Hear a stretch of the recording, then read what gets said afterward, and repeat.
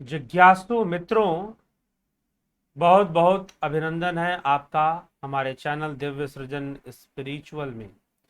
आज जो चर्चा होने वाली है कठोर उपनिषद पर आधारित जो विषय है आज का, कि वो आत्मा एक से अनेक रूप होता है। वही आत्मा एक से अनेक रूप, वो है तो एक ही सर्वव्यापी, परंतु अनेक रूप भी होता है। कैसे, किस प्रकार से, यह समझाया जा रहा है, यह बताया जा रहा है, किस प्रकार से बात कही जा रही है, आज हम उसको देखेंगे। तो पिछले कल जो हमने देखा कि कैसे पुनर्जन्म किस योनि में होगा, यह स्पष्ट किया गया, यह बताया गया। उसके पहले की आत्मा मृत शरीर में भी है, वह भी बताया गया। तो इस प्रकार से चर्चाएं आगे बढ़ रही हैं कठोपनिषद में, यमाचार्य और नचिकेता, यमराज और नचिकेता। उसी श्रृंखला में ब्रह्म की आत्मा की चर्चा करते हुए यमराज जो नचिकेता से कहते हैं, उन्हीं 4-5 श्लोकों में यह बात आती है कि वो आत्मा एक से अनेक रूप होता है। किस प्रकार से, वह हम देखते हैं। तो कल हमने 7वें श्लोक, द्वितीय अध्याय, दूसरी वल्ली कठोपनिषद के 7वें श्लोक तक देखा था। आज 8वां देखेंगे और फिर 8वां, 9वां, 10वां, 11वां तक देखेंगे। तो कहा जा रहा है, यह एष सुप्तेषु जागर्ति कामम कामम पुरुषो निर्विमाण तदेव शुक्रम तद ब्रह्म तदेवामृत मुच्यते तस्मिन् लोकः श्रुतः सर्वे तदु नात्यति कश्चन एतद् वै त्वतः। अर्थात जो यह, तो बहुत सारे जीवात्मा, ये तो पहले स्पष्ट हुआ, जीवात्माओं के अनुसार उनके लिए नाना प्रकार के भोगों का निर्माण करने वाला तथा उनकी यथा योग्य व्यवस्था करने वाला जो यह परम पुरुष परम पुरुष ब्रह्म समस्त जीवों के सो जाने पर प्रलय काल में। अब देखिए, अब एक बात आप सोचेंगे, ये कैसी बात हुई कि प्रलय काल में सो जाने की बात कही जा रही है। क्यों कही जा रही है भाई? प्रलय काल में तो सब मर जाएंगे ना, प्रलय काल में तो सब नष्ट होगा, तो फिर यहां सोने की बात क्यों कही है? सुप्तेषु, इस श्लोक के अंदर अभी हमने सुना, यह एस सुप्तेषु जागृति कामम, संपूर्ण भोगों को भोगने वाला और उनके भोगों की व्यवस्था भी करने वाला वह ब्रह्म ही है। लेकिन संपूर्ण जीवात्माओं का जो प्रलय काल है, उस समय की बात की जा रही है। उस प्रलय काल में सभी जीव सो जाएंगे, सुषुप्ति अवस्था में चले जाएंगे। इसका तात्पर्य क्या है? पहले भी मैं इस विषय को स्पष्ट कर चुका हूं कि जीव की 3 अवस्थाएं, जागृत, स्वप्न, सुषुप्ति। जागृत अवस्था शरीर के प्रति है, स्वप्न अवस्था सूक्ष्म शरीर और सुषुप्ति अवस्था कारण शरीर के प्रति है। तो अगर मृत्यु हो गई, प्रलय काल में तो मृत्यु होगी ना, तो अगर मृत्यु हो गई तो वह जीवात्मा का शरीर तो नष्ट होगा, लेकिन वह सुषुप्ति और स्वप्नावस्था में रहेगा। ठीक है, इसलिए यहां पर कहा जा रहा है कि सभी जीवों के प्रलय काल में सबका ज्ञान लुप्त हो जाने पर और उनके सो जाने पर, जीवों के सो जाने पर, अर्थात प्रलय काल में, सो जाने का मतलब प्रलय काल से लिया जा रहा है कि सभी जीव सो जाएंगे, मतलब प्रलय काल में वो जागृत अवस्था में नहीं रहेंगे, सशरीर जागृत अवस्था में नहीं रहेंगे, वो तब की बात की जा रही है। स्वयं ज्ञान स्वरूप, जिसका ज्ञान सदैव एक रस रहता है, कभी अधिक न्यून या लुप्त नहीं होता, वही परम विशुद्ध दिव्य तत्व, वही ब्रह्म है।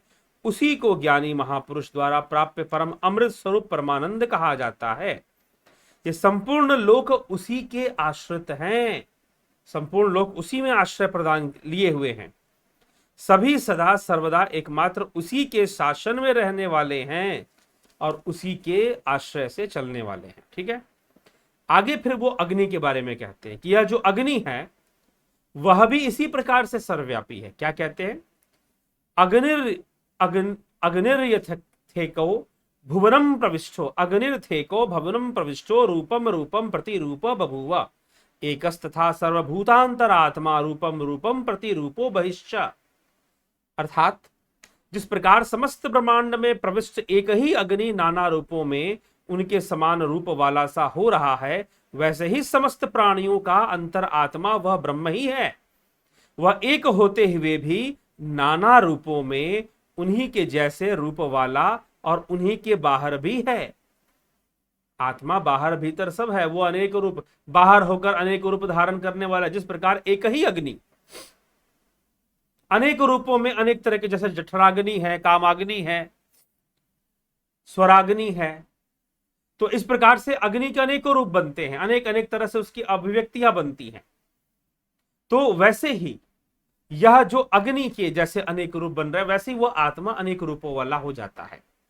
वायुर्थके भुवनम प्रविष्टो रूपम रूपम प्रतिरूपो बभूव एकस्तथा सर्वभूतांतरात्मा रूपम रूपम प्रतिरूपो बहिश्च। अर्थात जिस प्रकार समस्त ब्रह्मांड में प्रविष्ट एक ही वायु नाना रूपों में उनके समान रूप वाला सा हो रहा है। एक वायु अनेक रूप धारण करती है शरीर के अंदर पंच प्राण के रूप में, प्राण वायु, व्यान वायु, अपान वायु, उदान वायु, समान वायु, ये पंच वायु, इनके रूप में वायु ही तो अनेक रूप धारण कर रही है। अनेक रूपों में उनके समान रूप वाला सा हो रहा है, वैसे ही सब प्राणियों का अंतरात्मा पर ब्रह्म एक होते हुए भी नाना रूपों में उन्हीं के जैसा रूप वाला दिख रहा है। वह भीतर भी है और बाहर भी व्याप्त है। वह भीतर भी है और बाहर भी है। भीतर बाहर कैसे जानोगे? जब हृदय गुहा में प्रवेश कर जाओगे योग ध्यान योग के माध्यम से। ठीक, फिर आगे कहा जा रहा है, सूर्यो यथा सर्वलोकस्य चक्षुर लिप्यते चक्षुर न लिप्यते चाक्षु शैर बाह्य दोषे एकस्तथा सर्वभूतांतरात्मा न लिप्यते लोक दुखेन बाह्य।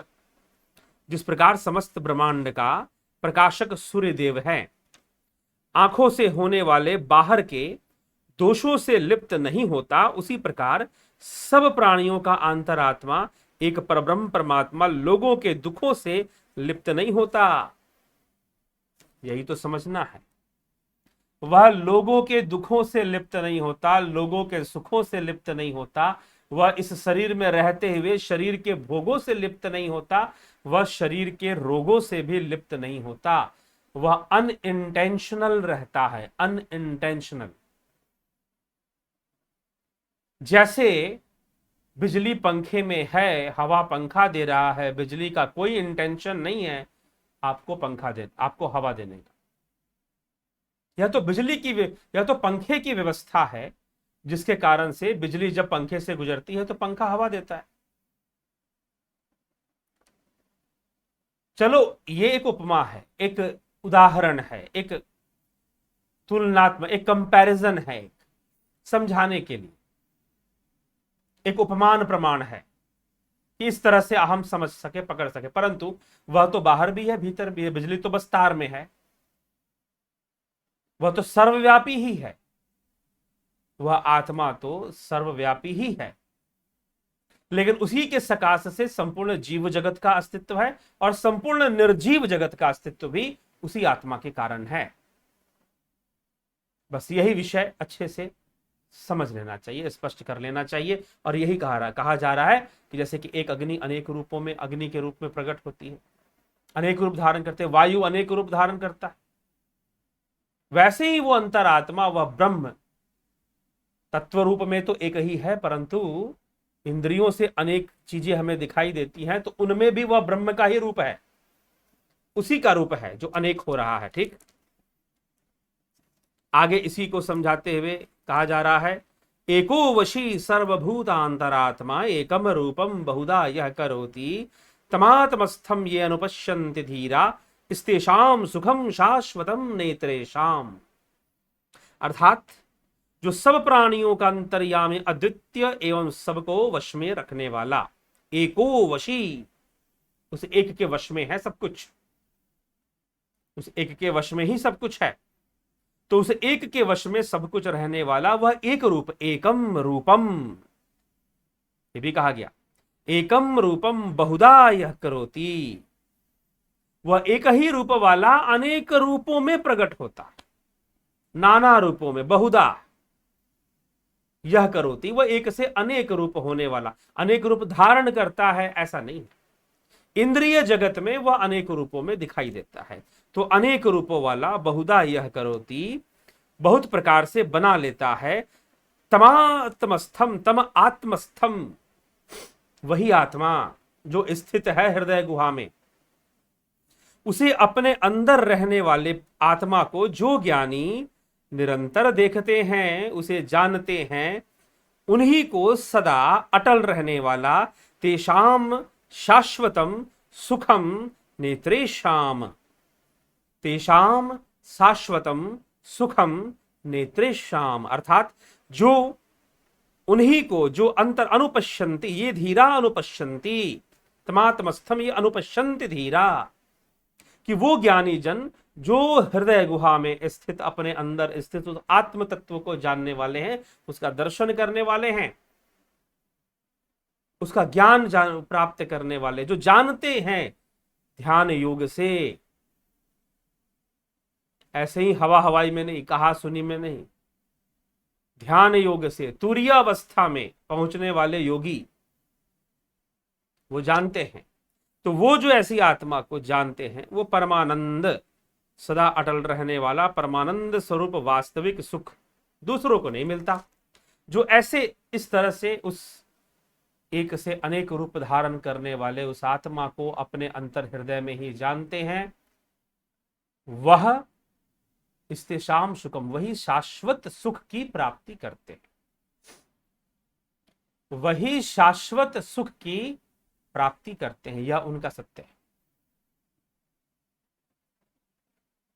ठीक है मित्रों, तो यह आत्मा के विषय में, ब्रह्म के विषय में इस प्रकार से यमराज नचिकेता को समझा रहे हैं। आगे और भी कुछ है, इस वल्ली के अंतर्गत और भी कुछ श्लोक हैं, इस पर कि हम आने वाले व्याख्यानों में चर्चा करेंगे। तो मित्रों, यह जो व्याख्यान है, आज का जो यह वीडियो है, यह अपलोडेड शेड्यूल वीडियो है, यह कोई लाइव सेशन नहीं है, इसलिए आपके कमेंट्स लाइव में तो नहीं चल पाएंगे, और ना आप चला देंगे लेकिन मैं नहीं देख पाऊंगा, क्योंकि अपलोडेड है ये वीडियो। तो इसीलिए आप कमेंट में ही अपने प्रश्न डाल दीजिए। अगर आपके कोई प्रश्न है, उन पर अगले वीडियो में, अगले लाइव में चर्चा कर दी जाएगी।